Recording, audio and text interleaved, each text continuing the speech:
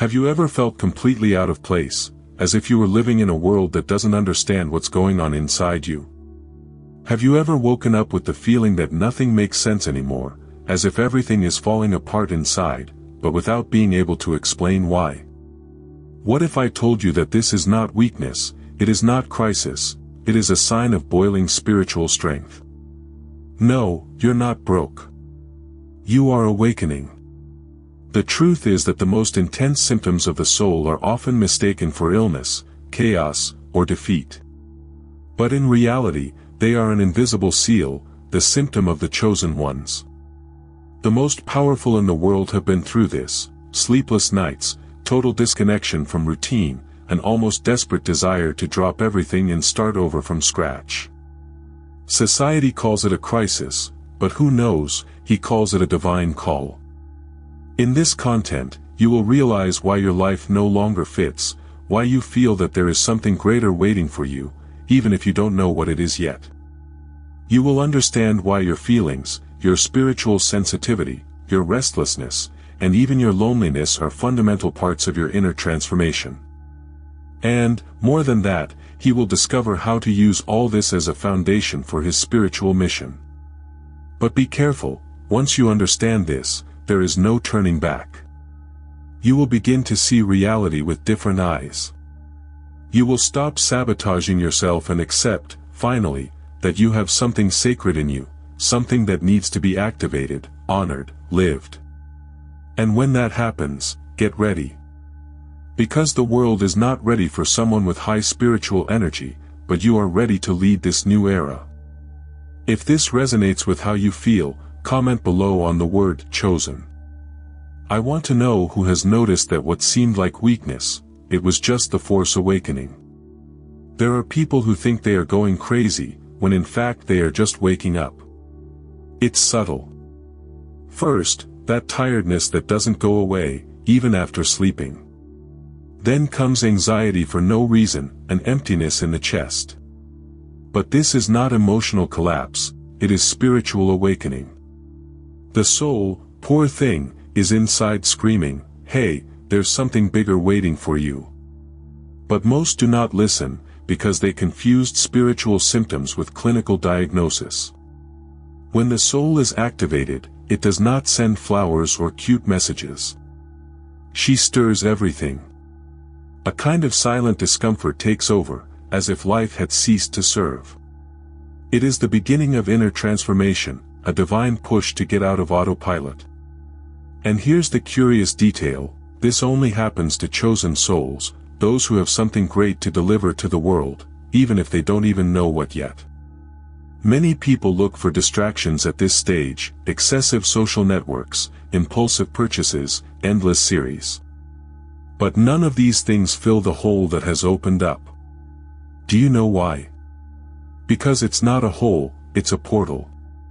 An invitation to activate the soul, to reconnect with the inner truth that was forgotten under so much obligation. Is it a good start to deal with this?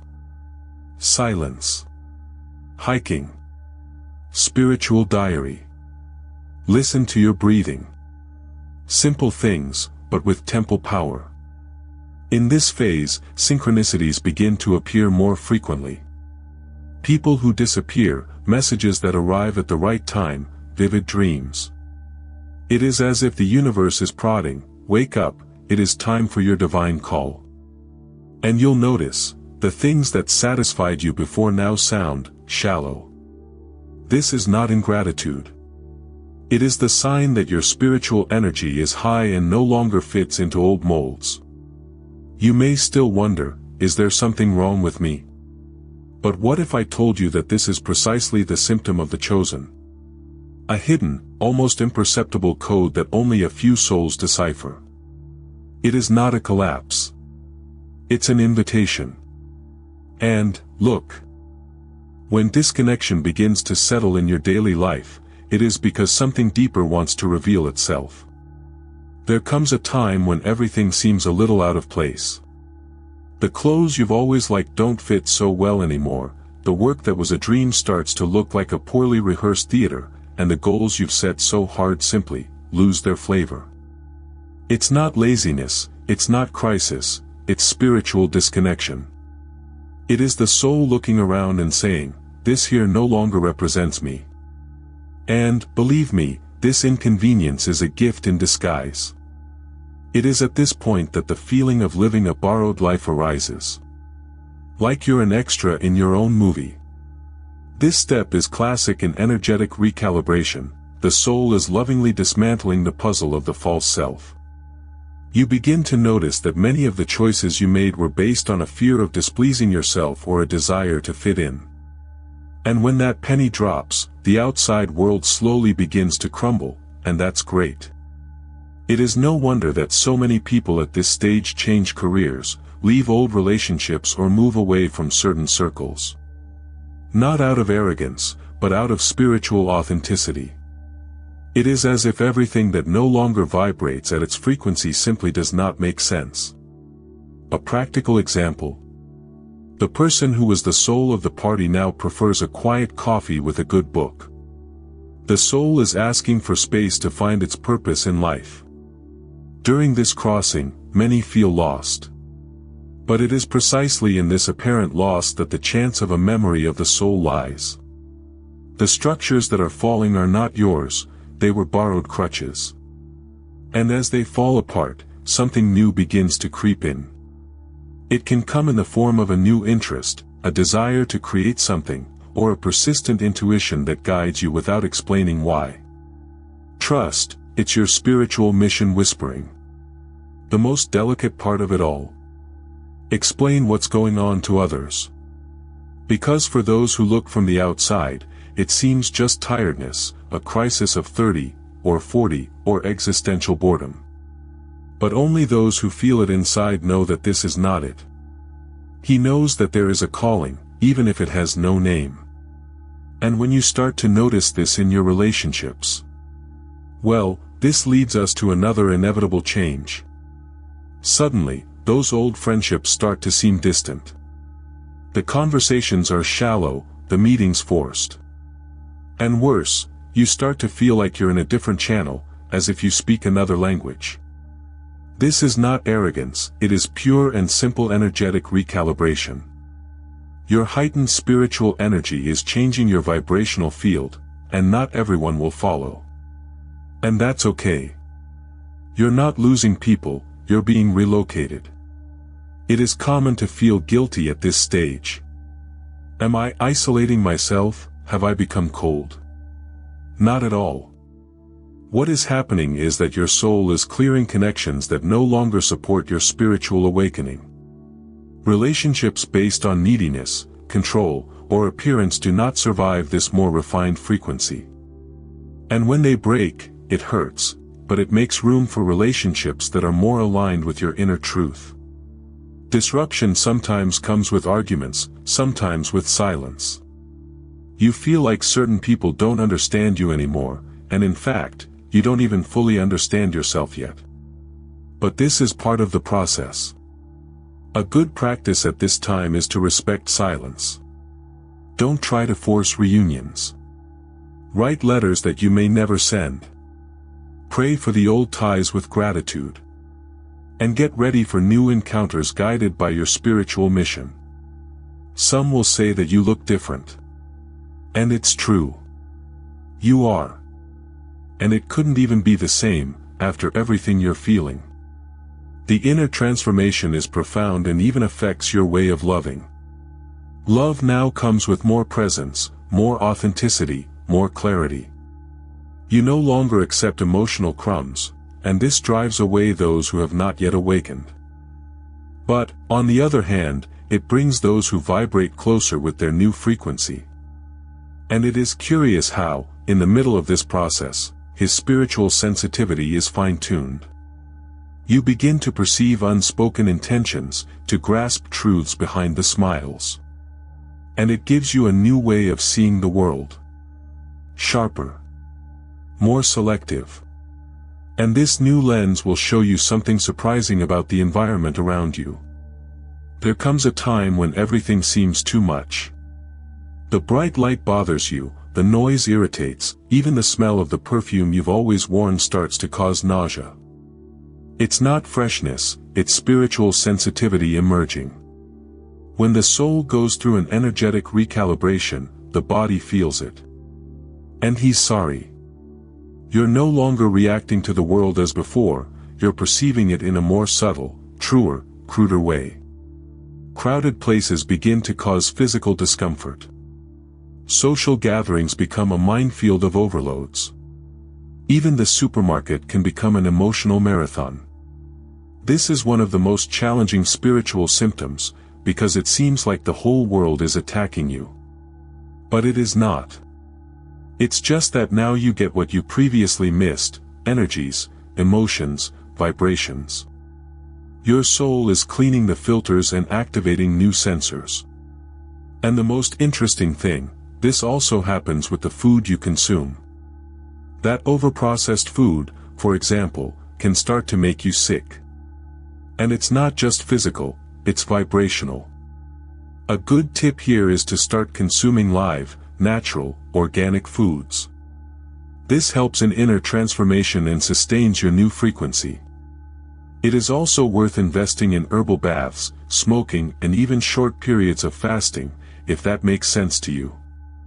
Another curious point, you start to feel people even before talking to them. A message arrives and you already know if it will be good or bad just by the feeling. This is your memory of the soul coming back into action. Your intuition is sharper, your field is thinner. This is preparation. It's tuning. It is the universe calibrating you for your spiritual mission, which requires a high level of perception. And if you think this will pass soon, well, maybe it's time to look at another change that comes along with this sensitivity, the different perception of time. Because when the soul awakens, time stops following the clock and begins to follow another rhythm. One fine day, that crazy desire to get there simply evaporates. You look at the trophy you wanted so much, the position, the car, the recognition, and ask yourself, why all this, really? This turning point is not a lack of motivation, it is an awakening of consciousness. The soul begins to exchange external goals for life purpose, and ambition turns into presence. It's as if the game has changed, but only you have noticed. The old hunger to compete, win, and prove something gives way to a quiet desire to live meaningfully. The goals now are different: peace, authenticity, quality time. It seems contradictory, right? But it's at this point that you start to realize that your value is not in what you do, but in who you become. This is the basis of your spiritual authenticity, the commitment to be, not just to seem. You can even continue in the same job, but you will see it with new eyes. The promotion is no longer a trophy and becomes a platform to express your soul. Networking becomes a genuine connection. The goal of growing becomes a mission to serve.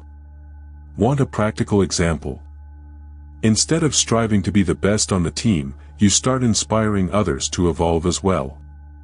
This is the kind of leadership that is born of high spiritual energy. And of course, this can cause strangeness in the people around. Have you lost your ambition, you will be asked. And maybe you smile and say, yes, I did. But I got something better. Because the inner truth doesn't need the spotlight, it shines on its own.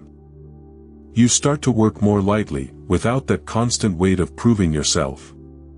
And the more you align with your soul, the more the external world begins to respond with synchronicity. That's when time, that old acquaintance that has always pushed you forward, starts to act differently. Suddenly, a minute can seem like an hour, or at some point it can evaporate as if it were nothing. And this subtle distortion marks the next stage of your journey. Have you ever felt like a whole day went by in 10 minutes? Or that a simple conversation lasted an eternity, in the best of senses? Welcome to the shift in the perception of time. This happens when the soul begins to follow the clock of the divine, and no longer that of the agendas. What was once urgent now seems irrelevant. It is the energetic recalibration affecting even your sense of time. The internal timer is deprogrammed, and starts playing a new song. The linear mind suffers from this. But I had so much to do today. But now, your soul chooses what really matters. Spiritual time is not measured in hours, but in presence.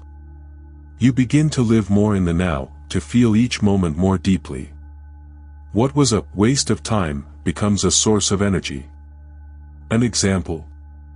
Sitting down to have tea calmly becomes an anchoring ritual. This is awakening of consciousness in action. What's more, you begin to perceive synchronicities more clearly. Everything seems to be millimetrically fitted. A delay becomes an opportunity. An unforeseen event becomes a redirection. It's as if the universe is playing chess with you, only 3 moves ahead. When this happens, it is a sign that your spiritual mission is being carefully conducted, even if you do not have the whole map in hand. Life stops being a marathon and becomes a dance. And in this dance, every step has value, even when it feels slow. The results come with more fluidity, less effort. This doesn't mean you're going to stop acting, it means you're going to act with direction. And direction comes from the memory of the soul, not the to-do list. You move because you feel the call, not because you're afraid of being left behind. And, in the midst of this new rhythm, there is an almost inexplicable desire to get away from the world a little. Not out of sadness or escape, but out of something deeper, a real need to be alone. Not to hide, but to listen. There comes a time when the noise of the world becomes unbearable, and I'm not just talking about sound. It is the noise of expectations, of the opinions of others, of the roles you have always played. And then there is an almost visceral desire to be alone. But it is not isolation. It is sacred solitude. An inner retreat where your soul can finally breathe. In this phase, silence becomes balm and solitude, temple. Those who see it from the outside are sometimes scared, are you okay? And yes, it is, only better than ever. Because being alone does not mean being lost, but centered. The soul needs space to integrate everything that is happening. This is the time to listen to the inner truth that has always been there, muffled by so much noise. Meditation, walks in nature, notebooks of self-knowledge. All of this helps to keep this sacred space open. It is in this silence that much is revealed. You notice fears you didn't even know you had, desires you had buried, and talents that were forgotten. This phase of inner transformation is neither quick nor comfortable, but it is powerful. A practical example.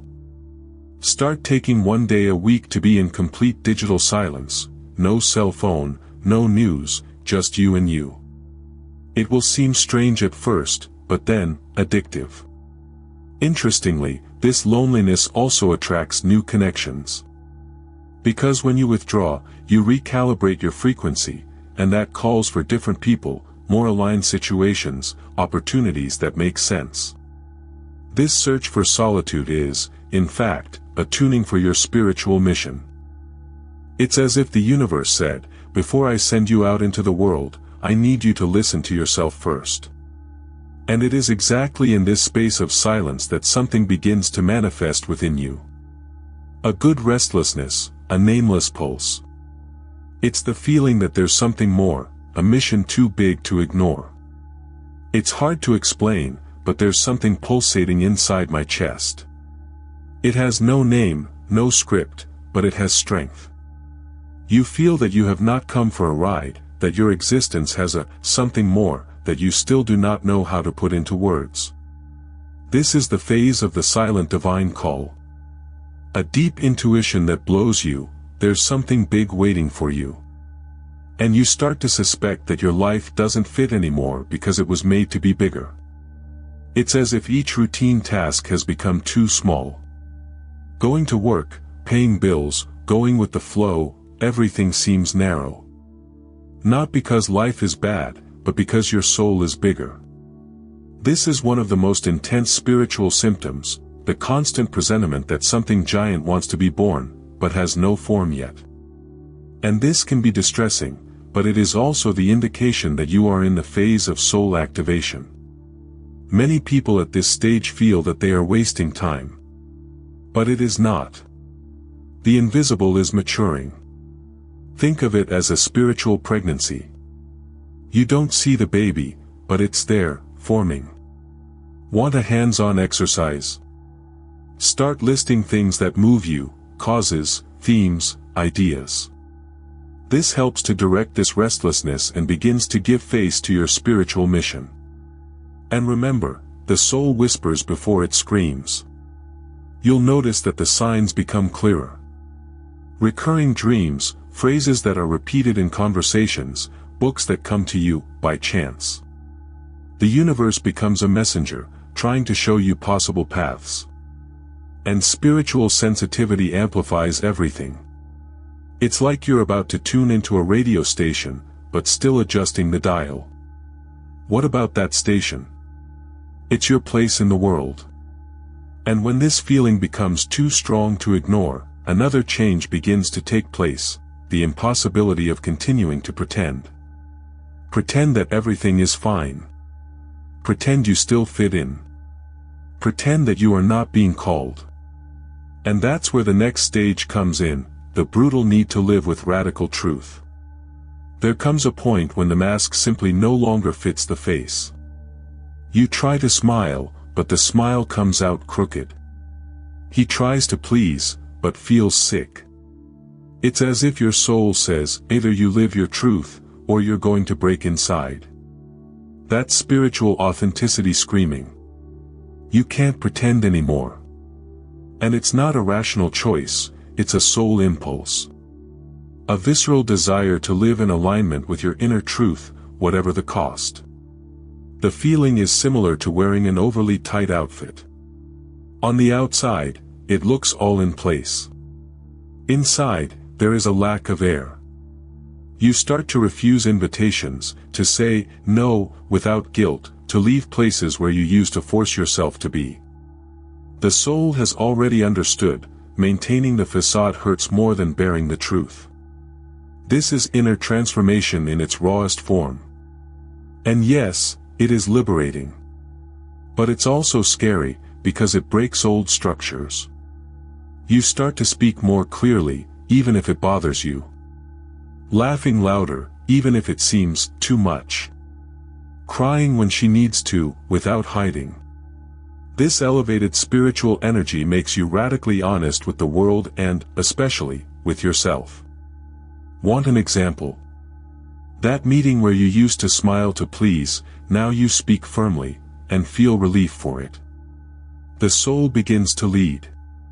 And when you live with that level of truth, a lot of things reorganize themselves. Relationships change, the environment changes, and even opportunities begin to appear more fluidly.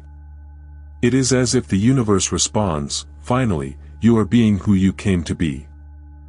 This memory of the soul creates a magnetic field around you, the right things find you because now you are vibrating right.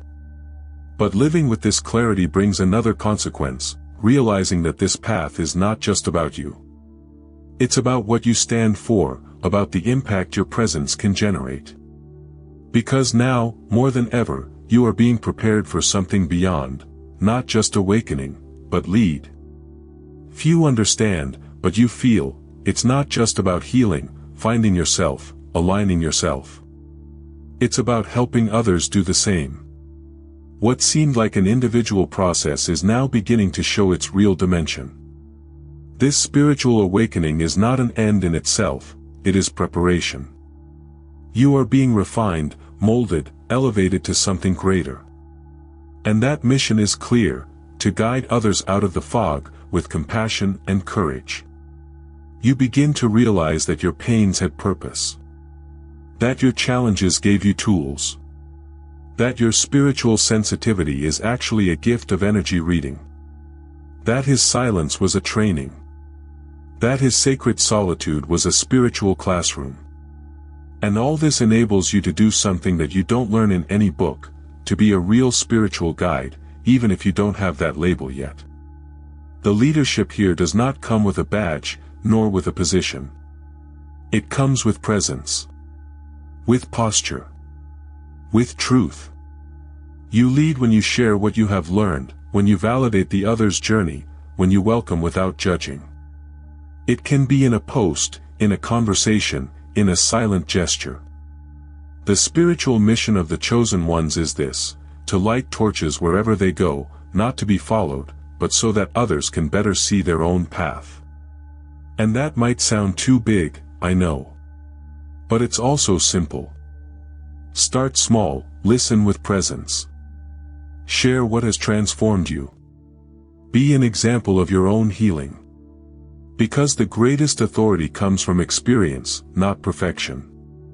And you have something that many still seek: spiritual authenticity. This makes you a beacon in times of darkness. And if you've come this far, feeling all this on your skin, so now you know. You are not ordinary. It never was. You are part of those who came to remember, to awaken, to transform. And maybe now you're ready to discover that this rare symptom, this blessed discomfort, wasn't an end. It was just the beginning. Now that you understand all this, tell me, does it make sense to continue ignoring the call that has been pulsating within you for so long? How much more will you try to fit into a mold that was clearly made for someone you are no longer? Because, let's face it, after waking up, pretending to be asleep is the most tiring thing in the world. You already have the keys. He has the knowledge. It has the signs. And more than that, he has a ready soul. The only question that remains is, what are you going to do with all this? Will you let that memory of the soul turn to dust, or will you turn your life into a living expression of your spiritual mission? Now it's up to you. Start small, but start. Meditate, write, observe yourself, allow yourself. What you can't do anymore is to keep saying, one day I'll see this. The spiritual time is now. And the longer you put it off, the more life screams. So, what will it be? Comment below on the word now if you feel that this is the turning point. And take advantage of it. Subscribe to the channel and activate notifications, because this is just the beginning of the journey. I still have a lot to show you, and you have a lot to awaken. You're not broken, you're just remembering who you really are.